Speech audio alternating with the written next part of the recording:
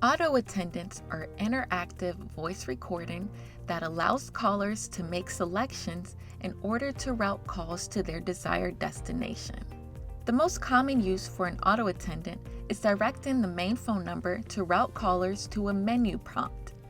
Clicking the Auto Attendant option in the Manager portal will take you to your Auto Attendant Center. Here you can edit existing auto attendants, delete them, and create new ones. To add an auto attendant, click the Add Attendant button. Name the auto attendant and give it an extension. Note the extension cannot be changed once the auto attendant has been created. Then select a time frame for the auto attendant to be in effect. Refer to our tutorial video on time frames to learn more about this feature. Then click Add.